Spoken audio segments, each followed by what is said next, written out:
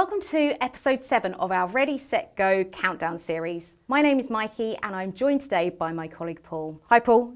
Hi Maiki, delighted to be here. In this video we'll be talking about mock exams. You may already be aware that ACCA releases new mock exams for applied skills and strategic professional exams onto the ACCA practice platform ahead of each exam session. Alongside this, debrief videos from expert tutors are also added to our YouTube channel. Attempting a mock exam is one of the best things you can do to prepare for an exam. In fact, our data insights reveal that students who use the ACCA practice platform and attempt mocks generally score higher marks. Paul, why are mocks so vital for exam success? Well, Maiki, they are absolutely critical, and I think the first thing I'll start with is that you should be using the real exam environment as much as possible. So you mentioned the practice platform. There are practice exams, there are specimen exams on the practice platform which mimic the real computer-based exam environment.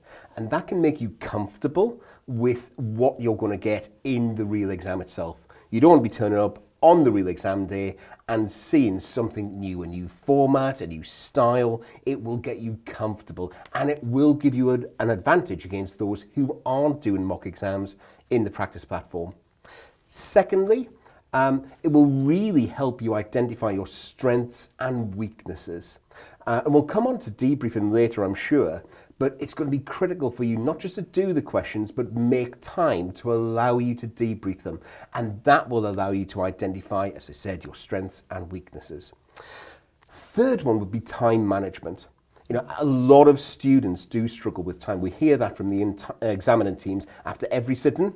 And if we can practice and put ourselves under a bit of pressure in a mock exam, then that really is the best way for you to work out, one, are you keeping the time? And two, how to actually deal with that little bit of pressure when you're in an exam environment.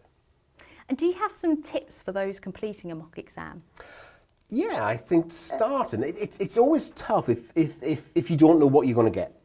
So the practice platform's got specimen exams in there, as well as practice exams, as well as past exams as well. So lots of content for the students. I'd suggest starting with the specimen exam, not as a mock exam, but just go into it, have a look at the exam, have a look at the questions, have a look at the answer response options is what they're called, whether it's a word processor, whether you've got a spreadsheet, whether you've got a mixture, how the objective tests are laid out if you're doing applied skills. So just get under the skin of the exam itself by using the specimen exam. And that just gives you the confidence that you know what's coming next. Secondly, if you are going to do that mock exam, there's nothing better than completing it to time. So that means making sure you've got that window, a window where you're not going to be disturbed. You know, when I was doing my exams, if I was doing a mock, which was a few years ago, I used to put a note on my door, on my bedroom door, exam in progress, do not enter. So there's ways and means that you can just try and give yourself space and time to do that exam. So minimum distractions, phone out of the way if possible.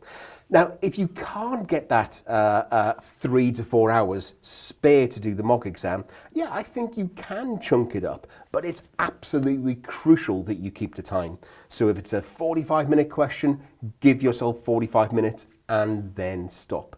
So hopefully that will get you ready to sit the mock exam in that exam environment, and you'll get the most out of the experience. And some say that debriefing the mock exam, once you've completed it under the conditions that you just laid out there, that it's just as important as completing the mock itself. Could you expand just on that point? It is. I mean, I think you should be given maybe not quite as much time as doing the exam itself, but not far off. So when I talked about in that first question about it helps you identify your strengths and weaknesses, you're only going to get that if you debrief it. So what I mean by that is getting the model answer, getting the marking guide, and marking your own answer.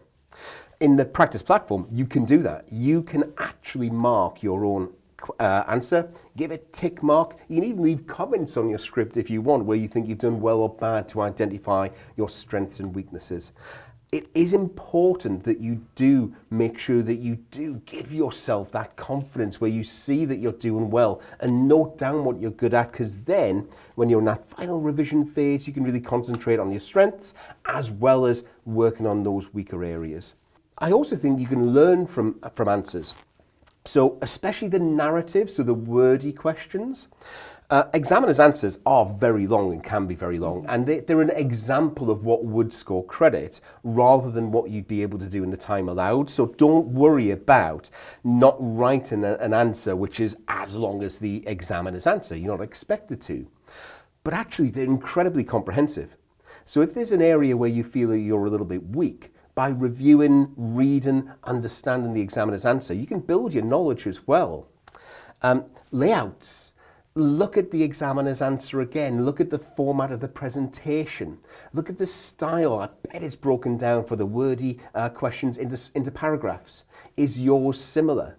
So there's lots of areas you can focus on in that debrief, just to make sure that you're answering the questions that were set, that you're scoring marks, and also identifying where you can do a little bit better next time. And are there any other resources that you might want to spotlight and recommend? Oh, that's a good question, because you mentioned the debrief videos, so they are fantastic. So when you've done a mock exam, which are introduced in the lead up to each exam session, they're a wonderful resource to help you debrief your answer. Oh, there's the examiner's reports as well, filled with really good information about past exams. And remember that past exams are on the practice platform as well. So you've got your examiner's reports, you've got debrief videos of the current mocks, and I will just flag as well the practice exams. So on the practice platform, remember you've got your specimen to help get you ready for a mock, you've got your practice exams which you can use as mocks, and you've got past exams as well, which you can link back to the examiner's reports and get wonderful insight. Thank you, Paul. That's fantastic advice. And just thinking about students who are perhaps nervous about taking a mock exam and for fear that it might knock their confidence, what advice would we give to those students? Thanks, Maggie. That's a great question. Now, I often hear people talk about, oh, it's okay to fail because you'll learn from your failures. Well, if you're going to fail an exam, I want it to be a mock exam. I don't want it to be your real exam. So by doing that mock exam, you'll have so much learning that you will improve. Practice will, if not make perfect, it will make you score better and do better in the next mock or in your real exam. So I would say there's nothing wrong with failing, especially a mock exam. Get that out of the way. It also means that you know what's coming. You know that you can practice your time management, you know that you'll be able to debrief, and I'll go further. If you could get one of your mock exams marked, that will give you fantastic insight, especially into your strengths and weaknesses. Obviously, you can mark it yourself, but if there is the opportunity to get it mocked by an expert, so much the better. So remember, mock exams are absolutely crucial and vital to exam success. We know the data shows us that students that complete a mock exam perform better than those that don't. So really, just go and do those mock exams, please. Thank you, Paul. I hope we've inspired everyone watching to schedule and attempt their mock exam. It's really the best way to prepare and you'll feel more informed for having completed the activity. For now, a huge thank you to Paul for all of his advice and to all of you for watching. Take care and see you next time.